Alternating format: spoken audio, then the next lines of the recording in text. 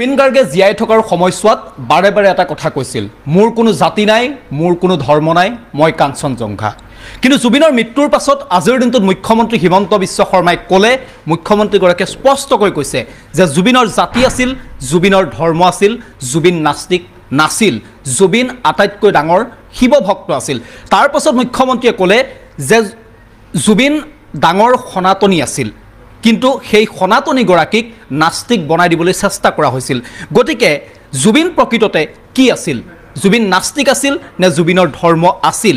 জুবিনে সনাতনীক বিশ্বাস কৰিছিল নে নাই? মোৰ সৈতে এই মুহূৰ্তত সত্যৰঞ্জন বৰা আছে, হিন্দুত্ববাদী নেতা বুলি আমি জানো।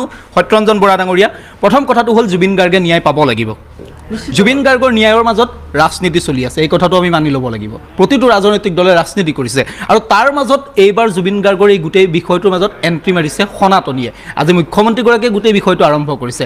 আপোনাৰ মতে সনাতনীৰ কনচেপ্ট আৰু জুবিন গাৰ্গৰ যিটো বিষয়, সেই বিষয়টো কি হয়? চাওক, ইয়াত আপুনি কেইবাটাও কথা একেলগে সুধিছে। এটা মূল কথাটো হ'ল যে যিজন মানুহে পলিটিক্স নকৰিব বুলি ক'লে, সেইজন মানুহ আজি অসমৰ আটাইতকৈ ডাঙৰ পলিটিকেল কমডিটি। আজিৰ তাৰিখত অসমৰ ডাঙৰ পলিটিকেল কমডিটি হৈ গ'ল জুবিন গাৰ্গৰ মৃত্যু বা মৃত্যুৰ পিছৰ যিবোৰ ঘটনা। কিন্তু কথাটো হ'ল সেইটো হ'ব নালাগিছিল। আমি কোনেও সেইটো বিচৰা নাই। সি যোনেই নহওক, মানে বিজেপিয়ে কৰক, কংগ্ৰেছে কৰক, এজিপিয়ে কৰক, এজেপি ৰাইজৰ দল যোনেই কৰক, যিসকলে কৰিছে তেওঁলোকে কিন্তু ইয়াৰ পৰিণামটো ভুগিব। কাৰণ জুবিন গাৰ্গ এনেকুৱা এটা শক্তি আছিলে আৰু সেই শক্তিটো তেওঁৰ মৃত্যু হোৱাৰ লগে লগে কিন্তু আমি দেখিবলৈ পাইছোঁ যে বিয়াগুম মানুহবিলাকৰ মুখবোৰ সময়ে খুলি দিছে। জুবিন গাৰ্গে খুলি দিছে বুলি মই নকওঁ, তেওঁ মৃত্যুৱে খুলি দিছে বুলি নকওঁ, কিন্তু সময়ে খুলি দিছে। কাৰণ জুবিন গাৰ্গ সেই পৰ্যায়ত প্ৰকৃতিৰ লগত একাত্ম আছিলে।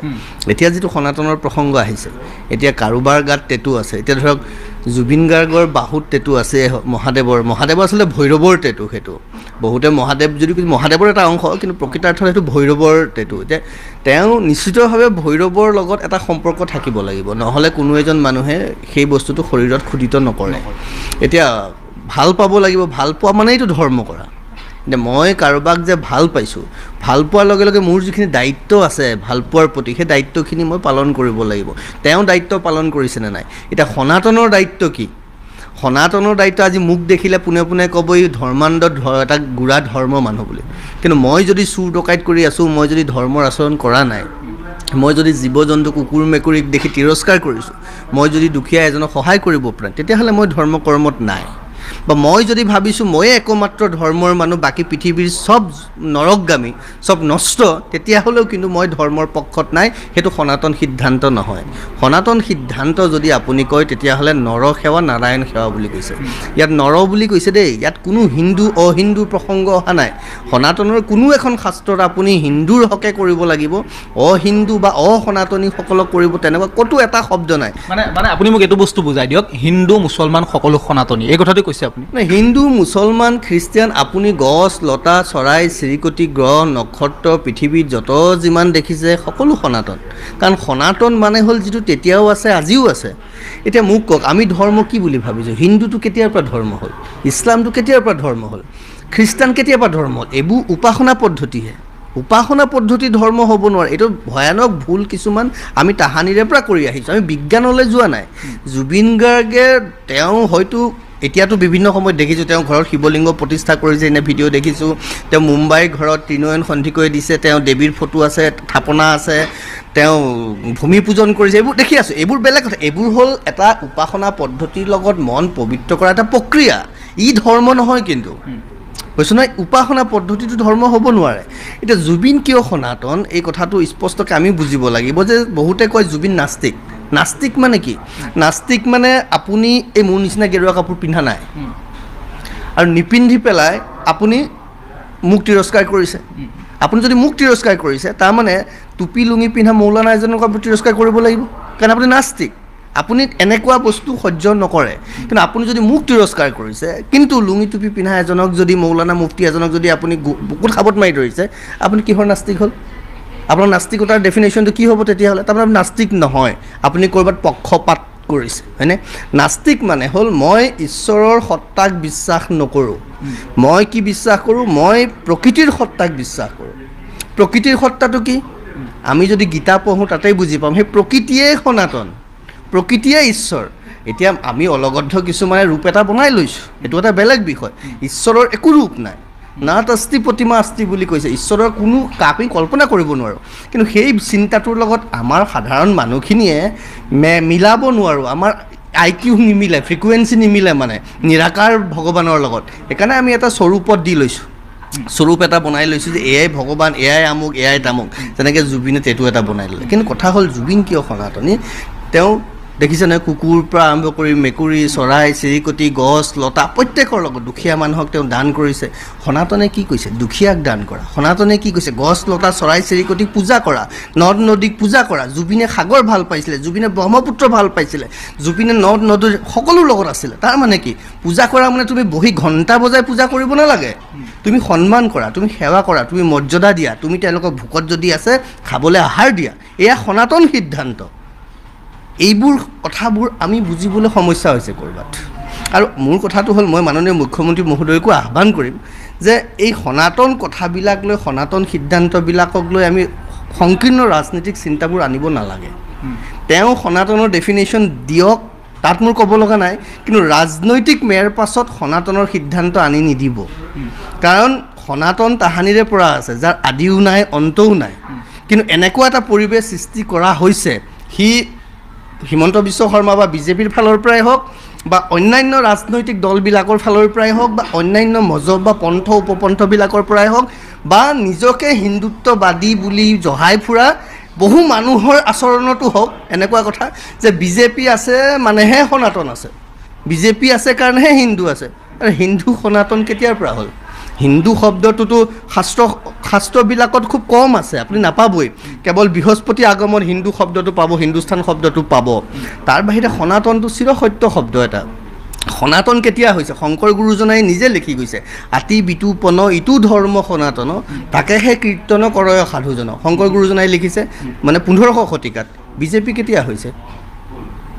1500 শতিকাত হৈছে নেকি? এতিয়া হৈছে। তাৰমানে বিজেপি মানে সনাতন, বিজেপি মানে হিন্দু, কেনেকৈ হ'ব পাৰে? বিজেপিয়ে হিন্দুত্বক কথা কয়, হিন্দুক প্ৰজেক্ট কৰে, কাৰ কাৰণে কৰিছে? নিজৰ সুবিধাৰ কাৰণে কৰিছে। কিন্তু একচুৱেল সনাতন সিদ্ধান্তটো কি? আজি যেনেকৈ জুবিনৰ মোৰ জাতি নাই ধৰ্ম নাই বুলি কোৱা সেই চিনেমাৰ বাক্যটো, বা তেওঁ নিজৰ জীৱনতো যদি প্ৰয়োগ কৰিছে, জাতি ধৰ্ম আছে ক'ত? মোক কওকচোন, কামাখ্যা মন্দিৰলৈ যাওঁতে কোনোবা দিনা আপোনাৰ আই কাৰ্ড চাইছে নেকি? কোনোবা ভাৰতৰ যিকোনো এটা মন্দিৰত আপুনি চাইছে নেকি? আপুনি ST হয়নে, SC হয়নে, OBC হয়নে? কামাখ্যাত আপোনাৰ জাতি ধৰ্ম ক'ত আছে? কামাখ্যাত মুছলমান মানুহো গৈছে, আপোনাক সুধিছে নেকি আপোনাৰ ধৰ্ম কি? কামাখ্যাত যোৱাৰ লগে লগে কোনটো মন্দিৰত সুধিছে? মোক ভাৰতত দেখুৱাই দিয়ক এটা মন্দিৰ যে আমুকটো মন্দিৰত মোৰ আই কাৰ্ডখন চাই পেলাইহে সোমাবলৈ দিয়া হৈছে। আৰু যদি ক'ৰবাত তেনেকুৱা কৰিছে, তেতিয়াহ'লে তাৰো আঁৰত কিছু কাৰণ হয়তো আছে। সেই কাৰণবিলাক কিন্তু আমি বিবেচনা কৰিব লাগিব। সনাতন একমাত্ৰ য'ত কোনো জাতিৰ প্ৰসংগ নাই, য'ত কোনো ধৰ্মৰ প্ৰসংগ নাই, বাকীবোৰ আমিহে বনাই লৈছোঁ। এতিয়া এইটো এটা কমন কথা চাব।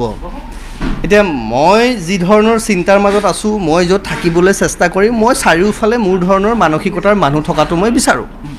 আপুনিও যদি ভাড়াঘৰ এটা বিচাৰি যায়, আপুনি বিচাৰিব যে ক'ৰবাত মোৰ মনে মিলা মানুহ কিছুমান আছে নেকি? বহুতৰ একদম কমন চেন্সৰ কথা এইটো। গতিকে এই কথাবিলাক আমি সকলোৱে জনা বুজাটো উচিত। তাৰমানে এইটো নহয় যে আপুনি ধৰ্মৰ নামত বহুৱালি কৰিব, ধৰ্মৰ নামত উদ্ভণ্ডালি কৰিব। এতিয়া আমি বহু কথা বুজিছোঁ, আমাৰ হাতেৰেও কিছু ভুল হৈছে, আমি এই ভুলটো স্বীকাৰ কৰি ল'ব পাৰিব লাগিব। আৰু সনাতনৰ প্ৰকৃত সত্তাটো ই প্ৰাকৃতিক সত্তা। কৈছোঁ নহয়, গছৰ কি ধৰ্ম আছে, চৰাইৰ কি ধৰ্ম আছে, নদীৰ কি ধৰ্ম আছে, পাহাৰৰ কি ধৰ্ম আছে, গ্ৰহ নক্ষত্ৰৰ কি ধৰ্ম আছে? নাই নেকি? আছে। তেওঁলোকৰো ধৰ্ম আছে। পানীৰ ধৰ্ম, পানী কোনো বৰণ নাই, পানী ওপৰৰ পৰা তললৈ বৈ আহে, পানী কেতিয়াও তলৰ পৰা ওপৰলৈ বৈ নাযায়, সেইটো পানীৰ ধৰ্ম। নিমখৰ ধৰ্ম, নিমখ লুণীয়া। চেনীৰ ধৰ্ম, চেনী মিঠা। মোৰ ঘৰতো মিঠা, আপোনাৰ ঘৰতো মিঠা, আমেৰিকাতো মিঠা, আৰৱতো মিঠা, সেইটো চেনীৰ ধৰ্ম। যদি সেইটো নোহোৱা হৈ যায়, চেনী হৈ নাথাকিব, কিবা হ'বগৈ গৈ। তাৰমানে ধৰ্ম পৃথিৱীত কেতিয়াও পৰিৱৰ্তন হ'ব নোৱাৰে, আৰু সেইটোৱে সনাতন, যিটো সত্য, যিটো কেতিয়াও সলনি হ'ব নোৱাৰে। আমি বাকী যিবিলাক ভাবিছোঁ সেইবিলাক কেৱল উপাসনা পদ্ধতি, আৰু এই উপাসনা পদ্ধতিটো আপোনাৰ বেলেগ হ'ব পাৰে, মোৰো বেলেগ হ'ব পাৰে, কিন্তু আপোনাৰ মোৰ ধৰ্ম বেলেগ হ'ব নোৱাৰে নহয়। আপোনাৰ ভোক লাগিব, মোৰো ভোক লাগিব, আপোনাৰ সুখত হাঁহিব, দুখত কান্দিব, ময়ো সুখত হাঁহিম, দুখত কান্দিম। সেইটো কোনোবা আহমেদেও কান্দিব, দুখত সুখত হাঁহিব, হুছেইনেও কৰিব, কোনোবা থমছনেও কৰিব, বৰাইও কৰিব, কলিতাইও কৰিব, শৰ্মাইও কৰিব। সেইটো আমাৰ স্বভাৱ, সেইটো আমাৰ চৰিত্ৰ, সেইটো আমাৰ বৈশিষ্ট্য। সেইটো ভাৰতৰ বাংলাদেশৰ বুলি পাৰ্থক্য আছে নেকি? দুখ লাগিলে সকলোৱে কান্দিব, ভোক লাগিলে সকলোৱে খাব, সেইটো ধৰ্ম আৰু এইটো সনাতন চৰিত্ৰ। এই যে গছক ভাল পোৱা, চৰাইক ভাল পোৱা, সনাতন চৰিত্ৰ। যিসকলে গছক ভাল পায়, চৰাইক ভাল পায়, আপুনি ভোকত আছে, নিজে নাখায়, আপোনাক খুৱাই, প্ৰত্যেকজনেই সনাতন। গতিকে কথাটো হ'ল আমি এই গোটেই প্ৰক্ৰিয়াটোত সনাতনে বুজি পোৱা নাই আচলতে। আৰু নাস্তিকসকলে নিজকে নাস্তিক বুলি ক'বলৈ গৈ ক'ৰবাত তেওঁলোকেও নিজৰ আৰু সংকীৰ্ণ হৈ পক্ষপাত লৈছে যে সনাতনক গালি পাৰিলেই যেন নাস্তিক হ'ব, তেনেকুৱা এটা পৰিৱেশ সৃষ্টি কৰিছে।